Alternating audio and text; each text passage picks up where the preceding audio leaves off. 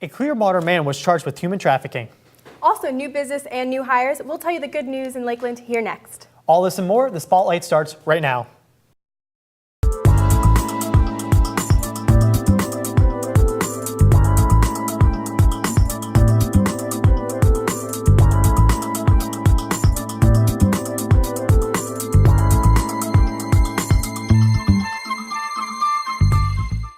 The 18th annual Pig Fest drew thousands of guests this past weekend.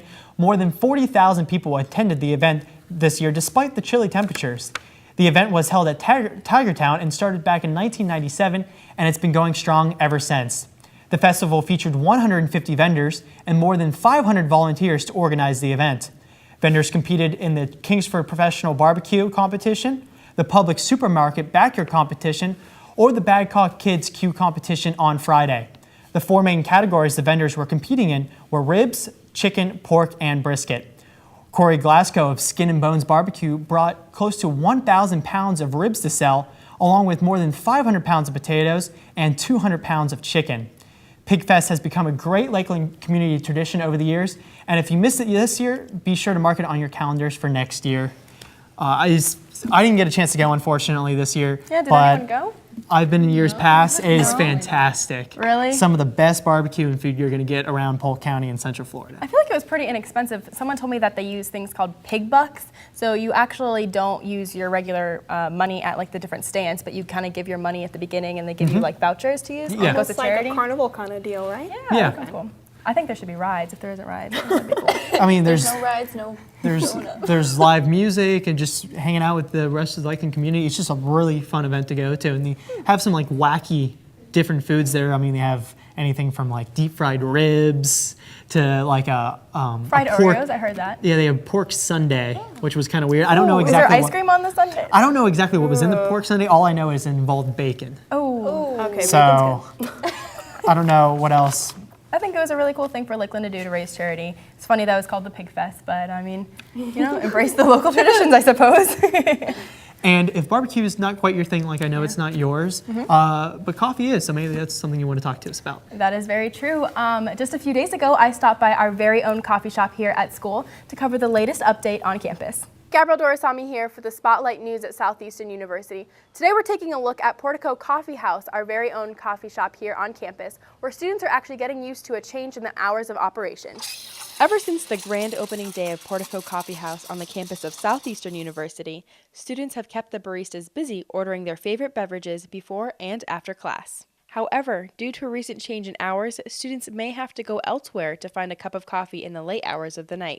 Open from 12 a.m. midnight from Monday through Thursday, and then on Fridays we extended our hours to 1 a.m.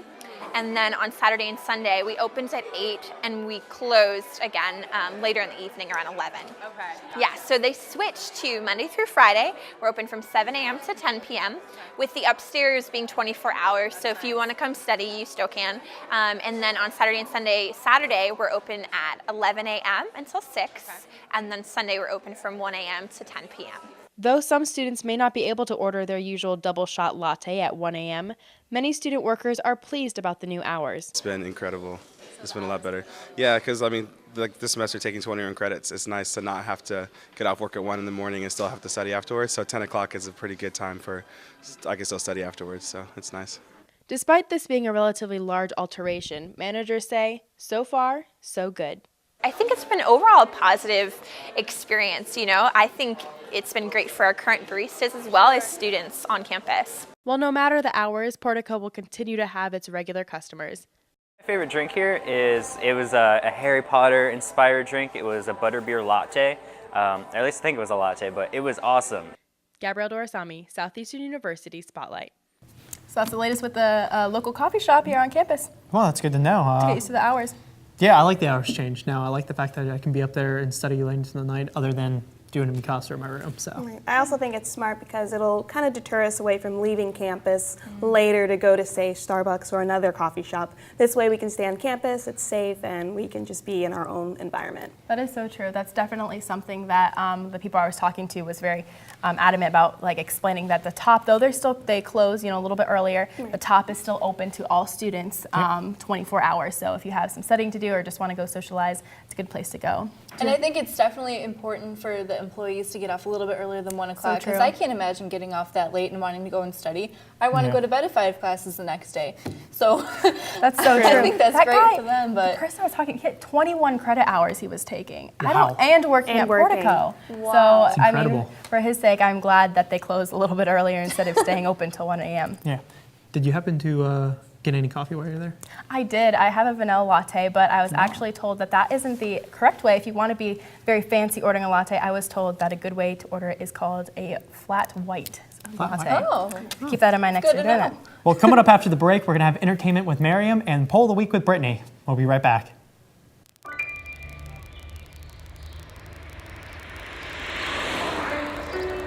It's harder whenever there's a bigger group.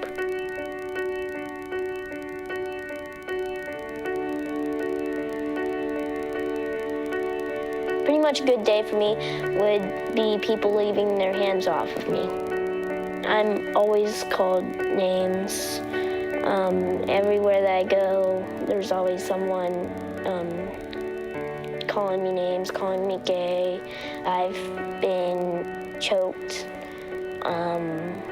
thrown up against a wall, punched. Nobody's ever tried to help me.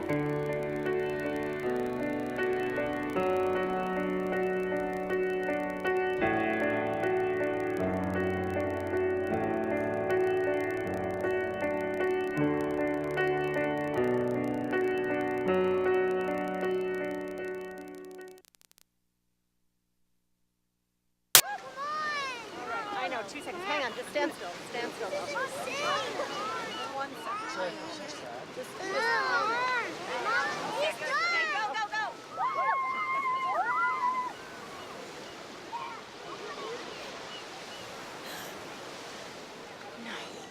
Boys, hang on, boys. You don't have to be perfect to be a perfect parent. There are thousands of children in foster care who will take you just as you are.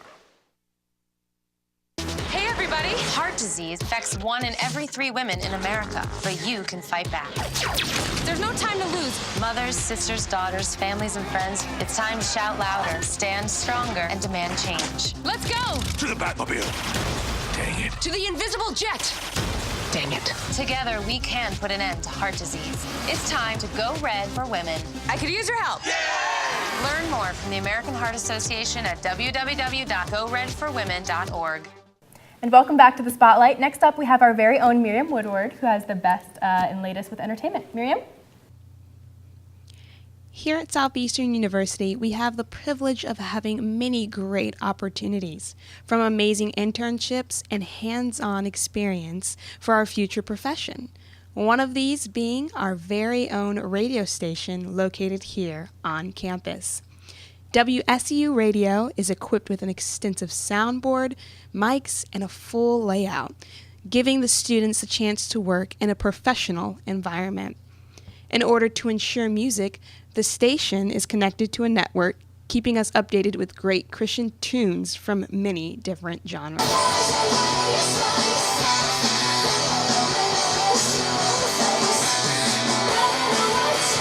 The audio is streamed in our restaurant and outside all around campus, providing great Christian music as we travel to and from class, chat with our friends outside, or even sit down and study.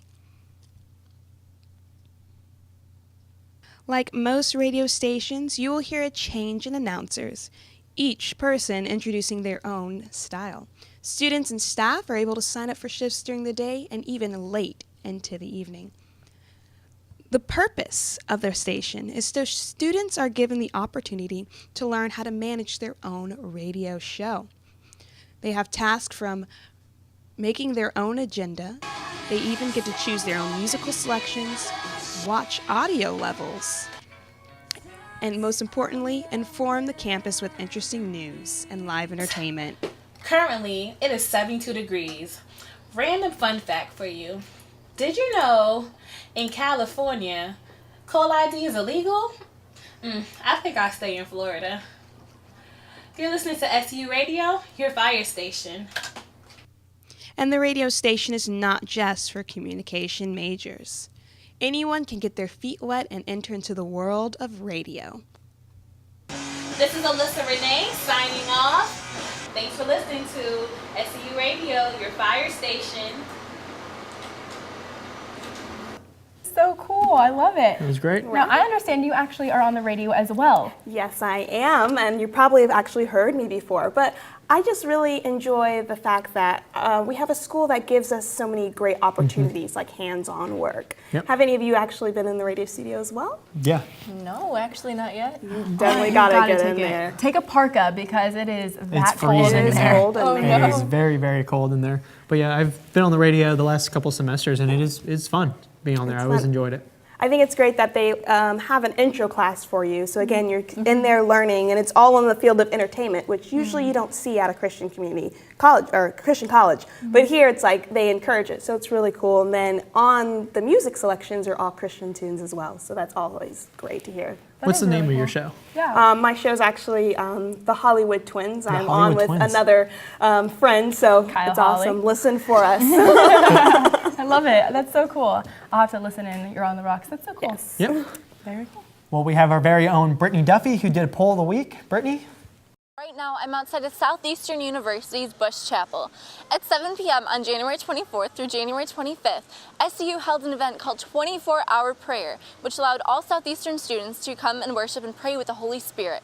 With live music the entire 24 hours and praying over different parts of the world, the student body filled the room with Christ. Let's take a look at what happened and what people thought inside of Bush Chapel.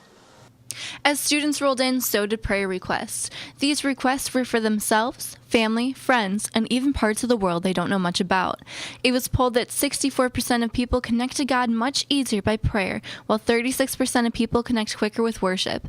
With many activities throughout the room, painting was used as a cry out to the Lord. Another setup allowed students to crumble up all the sins God saved them from.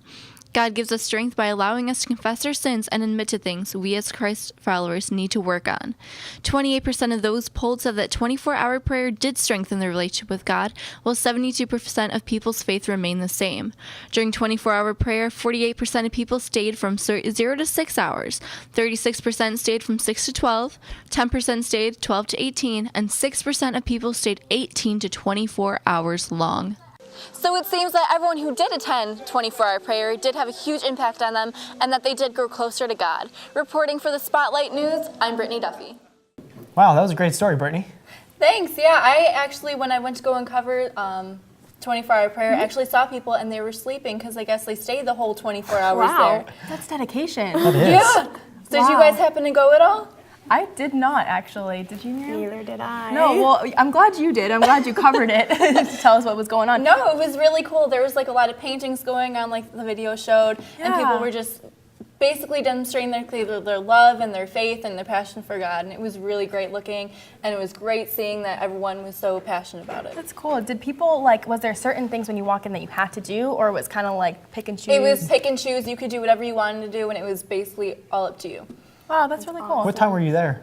I went around 9 in the morning, and I was there until about 1. Okay. Oh, wow, okay. Yeah. And so there was quite a few people going in and out. I know yeah, my a lot of roommate people were attended. going in and out, especially earlier in the morning. So That's cool. I really like that. It's not very often that you get a school that, I mean, it's a very intimate setting, but you have so many people and friends with you together doing a very special and intimate thing. So I think it's really cool. Yeah, it was really cool. Any like plans that. to have a second one coming up soon? I mean, it's like a 24-hour, 48 hour. I think they did one last semester too, so I'm pretty sure they do one a semester or maybe two. It's to come up. Well, thank you. Well, don't go away. We have sports right up after the break. Time to wake up.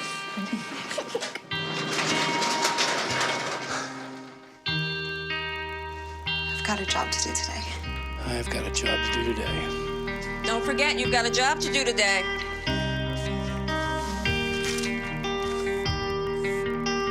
Hey, Mom. I got the job. Thanks.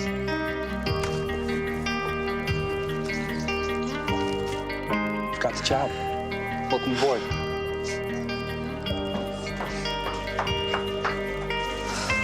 Have a good first day at work, Mom.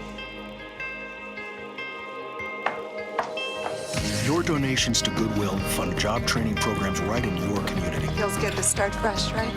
Sure does. And like that, you're a job creator.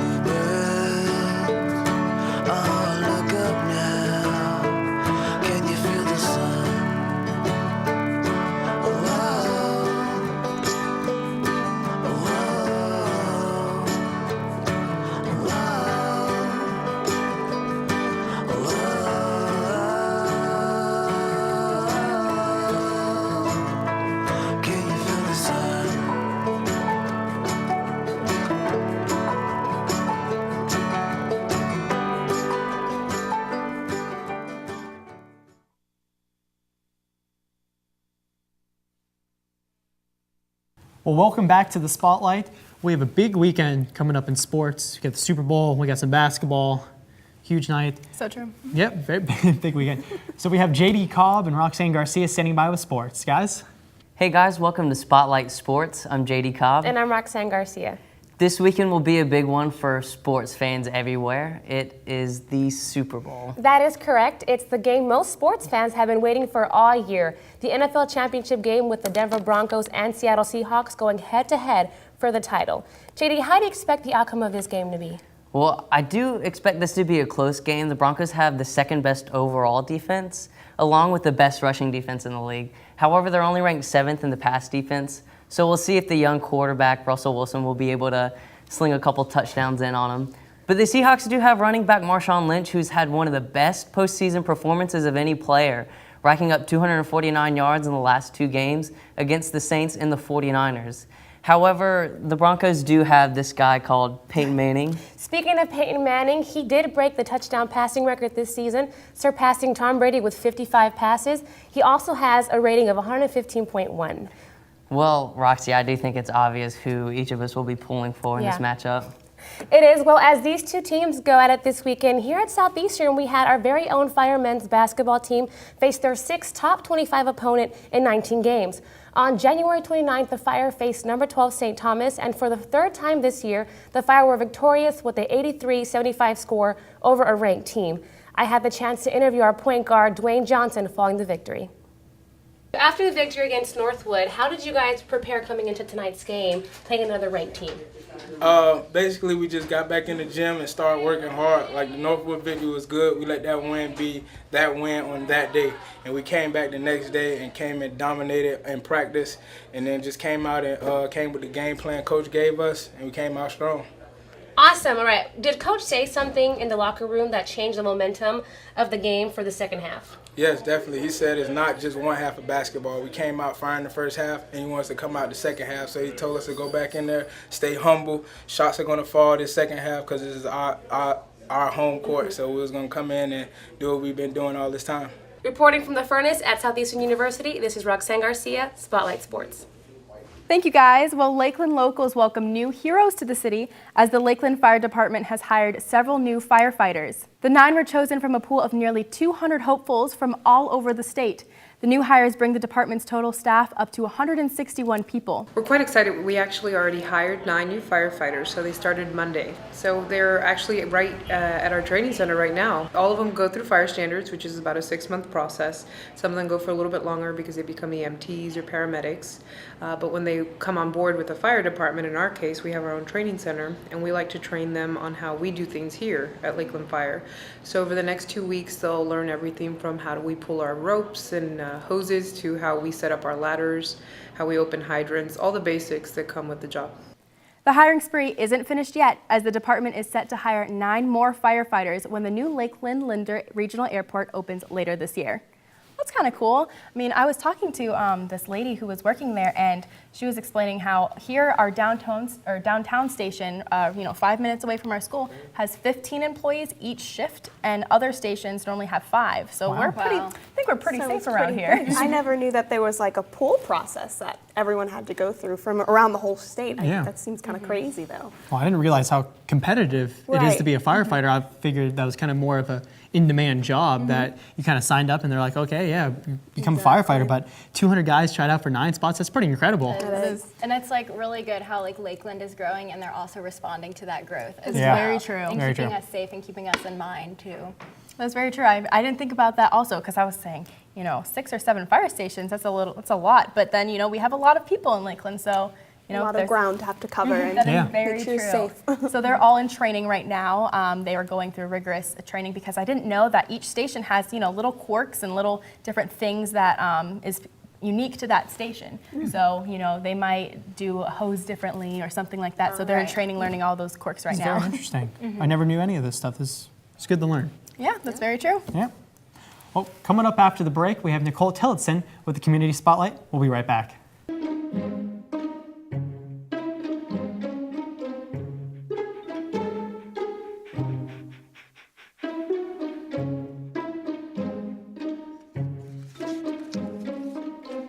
Sweetheart, can I give you a hand?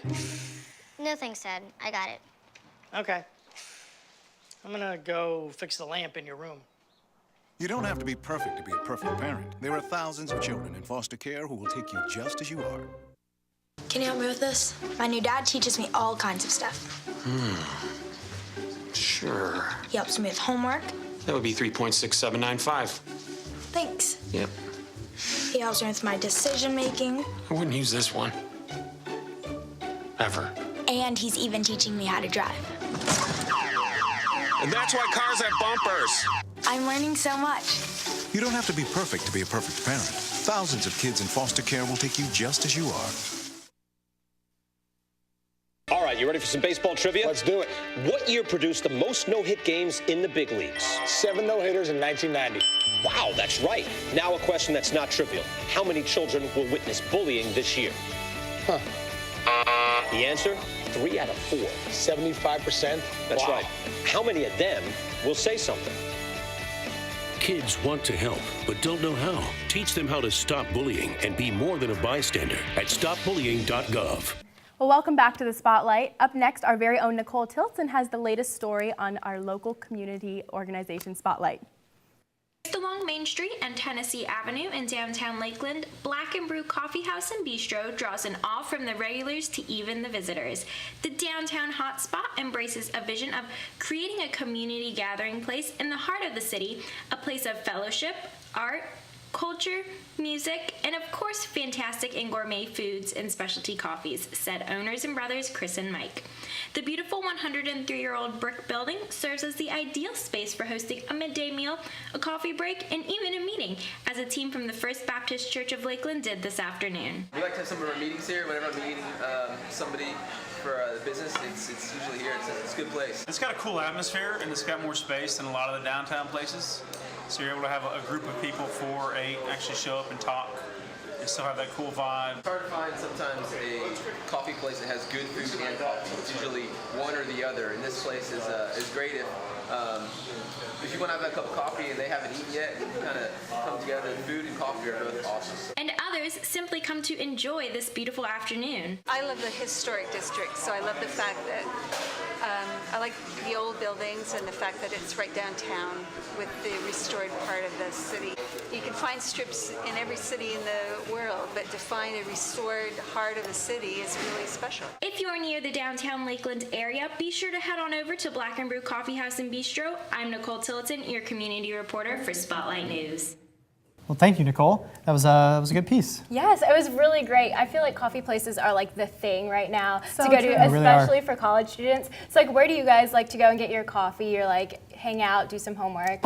I don't want to be unoriginal, but I do like Starbucks because I know what I'm getting and what I'm walking into, and they have that app. Yes. Which is very friendly. But the Black and Brew, like you were covering, and Mitchell's, they're kind of, I don't know, it's like an event going there, you know, it's kind of more special. Right, it's almost like you can go and it's not just to sit and have coffee, you can order a meal, and so it's like almost a restaurant version of It Starbucks. feels very homey too. Yeah, they each have a unique environment and kind of feel to them, but I am with Gabby. I'm more of a traditional type of guy. I like my Starbucks. I mean, not a thing against any other coffee. I mean, I like all their other coffee. Just, I don't know, I always just tend to go to Starbucks when I want coffee, so. Are you going to be back again soon? Yes, absolutely. That would be fantastic. I mean, it was so homey there and I liked it, and I just want to see what else they have on their order. Yeah, I think, you know what's cool about it is when I go there, I feel like I'm supporting my community. You know, like the local jobs, and no one else has a Black and Brew, so I think it's very cool that we have that here in Lakeland. Well, thank you, Nicole. A Clearwater man was charged with human trafficking, false imprisonment, and sexual battery after police say he took advantage of 5 people from Indiana. Jeffrey Cohen met the victims in Indiana and had allowed them to stay with him. Some had been staying with him for a couple months, while others only a few weeks. Authorities were called to Cohen's home after victims snuck out of his house and used a neighbor's phone to call 911. Well, Northern Lakeland residents are looking forward to having a brand new independent pharmacy within walking distance later this winter. The pharmacy will be nearby to local income neighborhoods that have been declared by the city as having the greatest number of home foreclosures. The pharmacy is looking to become an asset to the area and will host wellness programs, provide postal unit, and have a bill paying center. Though there are a limited number of food items being sold, officials are wanting a farmer's market to be held on Saturdays. Plant City Police Chief Stephen Singletary was fired Tuesday after it was revealed he had an affair with a married woman while on the clock. Singletary reported the relationship to an assistant city manager after being confronted by the woman's husband.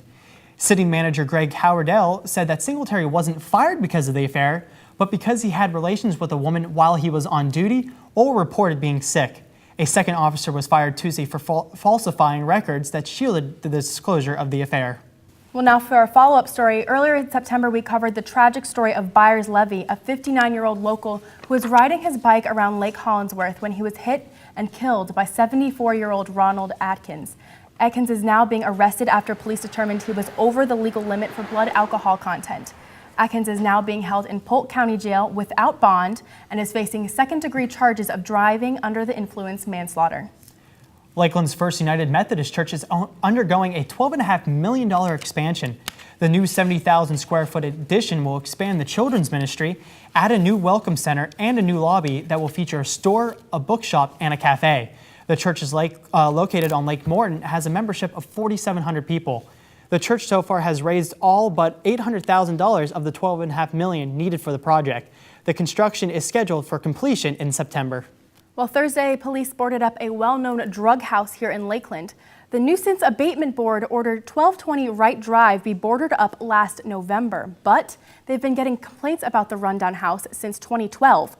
Police conducted a search warrant in July and found drug paraphernalia, cocaine, marijuana, and 2 loaded handguns. Lakeland police also believed that the residence can be tied to 2 nearby homicides that happened earlier this year. Throughout the whole process, the 2 listed landlords have failed to attend court hearings or respond to mailed notices. Relieved neighbors are thankful to see the police take action on the property and look forward to a more peaceful and safe neighborhood. Well, that's all the time we have left. Keep it here on the Spotlight for all the latest in local news, campus updates, and sports. I'm Matthew Hall. And I'm Gabrielle Doraisamy. See you next time.